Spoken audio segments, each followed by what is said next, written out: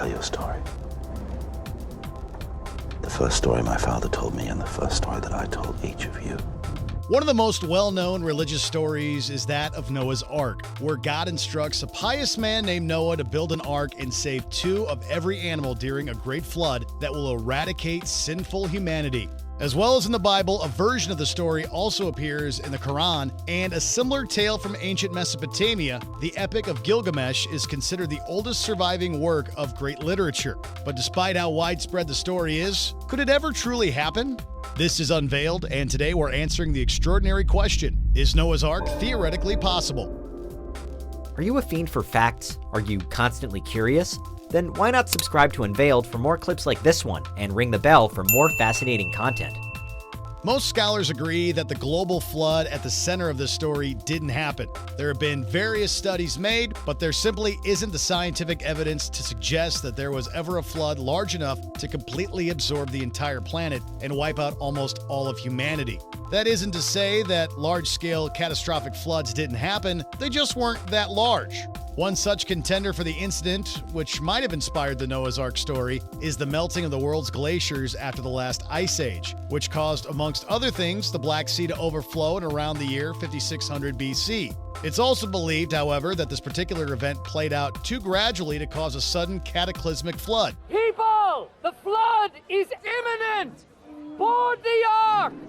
Save yourselves! Get down, you fool!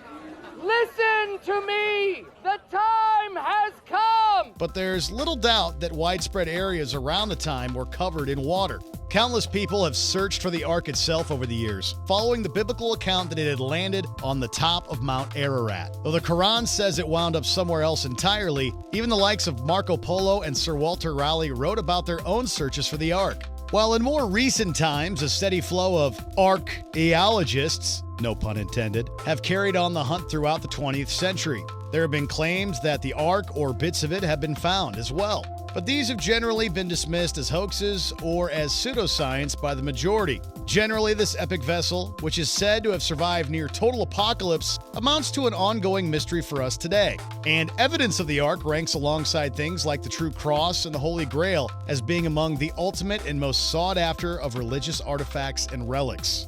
But what exactly are ark hunters expecting to find? What would the ark have looked like? How big was it? And could it ever have been logistically plausible? According to the measurements given in the book of Genesis, this monumental boat was 300 cubits long, 50 cubits wide, and 30 cubits tall. Students at the University of Leicester in the UK have worked out that a boat this size would in fact have been large enough to float. And, crucially, it would have been able to hold up to the 70,000 animals suggested to have been on board.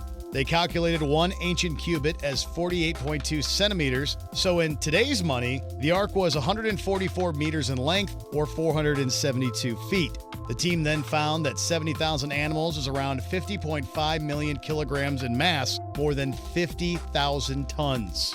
Before determining that the ark, built to biblical proportions, provided that it was exceptionally well built, could have coped, housing all the animals that God instructed Noah to save. We also know that it's certainly possible to build a boat of this size and with these dimensions, at least with today's technology. The ark as it is in the Bible would come in smaller than the Titanic, for example, which was almost double as long at 269 meters. It would also have been significantly smaller than the largest ship ever built, Seawise Giant, a behemoth of a boat built in the 1970s, which was 15 meters longer than the Empire State Building is tall. Crucially, as well, unlike both Seawise Giant and the Titanic, the ark never really needed to go anywhere. It just had to float reliably enough to withstand 40 days and 40 nights of rain, which gives another tick for it in the plausibility column. The building materials and methods, however, pose more of an obstacle for the ark's design. Building a large and robust ship out of steel is one thing, but Noah only had wood to work with. Traditionally, boats are made of wood, but how Noah managed to construct anything as vast as the ark using just wood and with only his sons to help him is a mystery the Bible doesn't elaborate on. Taking into account some particular interpretations of the story, though, there's a larger problem than the ark itself, and that's the animals. According to some creationists, Noah's Ark should have housed dinosaurs. For example, despite the evidence showing that humans and dinosaurs never lived at the same time. Regardless, if dinosaurs were saved from the end of the world by Noah, then it's a big problem because they were clearly much larger than the land animals alive today.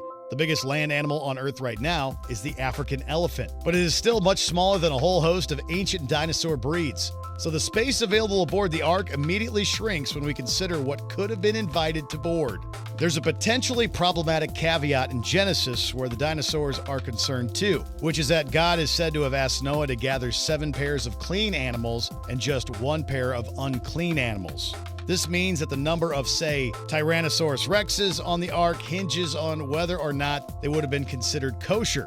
In fact, the clean or unclean classification of dinosaurs is something which has attracted study before, but without any solid conclusions. For simplicity's sake, though, let's assume that there weren't any dinosaurs on the Ark, and that the original tally of 35,000 different species and the 70,000 individual animals is correct.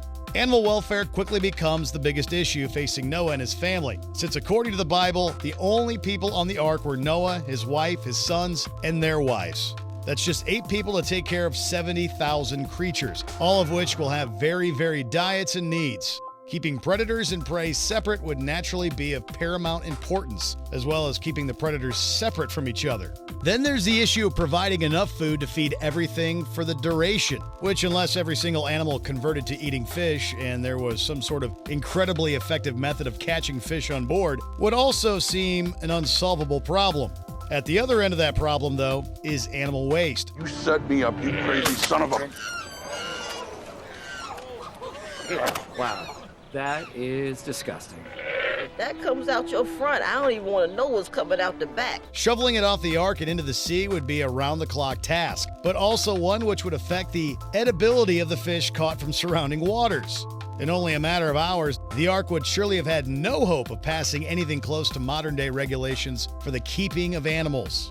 Zoos are famously difficult to manage even at the best of times, but the Ark represents an incomparable prospect, a chronically understaffed and criminally under-resourced facility severely lacking in space and suspended amidst water, perhaps with the added bonus of catering for dinosaurs too. The largest zoo in the world by number of animals is the Berlin Zoological Garden, home to 20,000 animals from 1,500 species, but that's still nowhere near what the Ark would have had to handle. Noah's task is one that the modern world simply couldn't or wouldn't entertain. Physically, yes, the Ark would hold all of the animals it was supposed to, but their well-being and the logistics of their project are impossible to manage. What's worse, there is some debate on exactly how long the Great Flood lasted for in Noah's story, with some parts of the Bible citing 150 days rather than 40, and other interpretations even arguing that it lasted for an entire year. The task at hand gets more and more difficult. Then, and that's before we even consider that there are many more animals on Earth today than there were when Noah is said to have lived, today, there are an estimated 6.5 million species of land animals, which makes at least 13 million individual creatures on the Ark. And that's before we account for Noah's clean-unclean stipulations. The rise in species number alone would make constructing the Ark today so much harder, even with the luxury of improved building materials. Not even Seawise Giant would be big enough to house everything, and needless to say, a team of 8 people certainly wouldn't be enough to manage it. Even capturing the animals needed for the Ark would be a practical impossibility.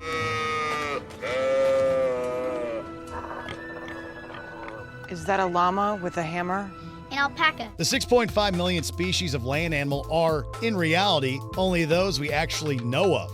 Most naturalists and scientists concede that there could still be thousands of animal species on Earth we've yet to discover, and the prospect of rounding even a tiny percentage of all those up and shepherding them into one place, well, it would take hundreds of people, multiple generations. So, say you had at your disposal a Seawise Giant style Titan of the Seas. Would the Ark be possible today? Even then?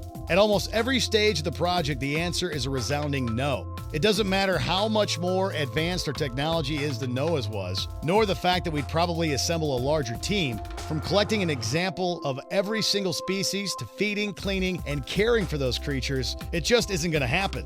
The modern-day epic boat builder obviously wouldn't have dinosaurs to contend with, but even so, that's why Noah's Ark isn't really possible. He has given us a second chance. Be a father. Be a grandfather. Help us to do better this time. What do you think? Is there anything we missed? Let us know in the comments, check out these other clips from Unveiled, and make sure you subscribe and ring the bell for our latest content.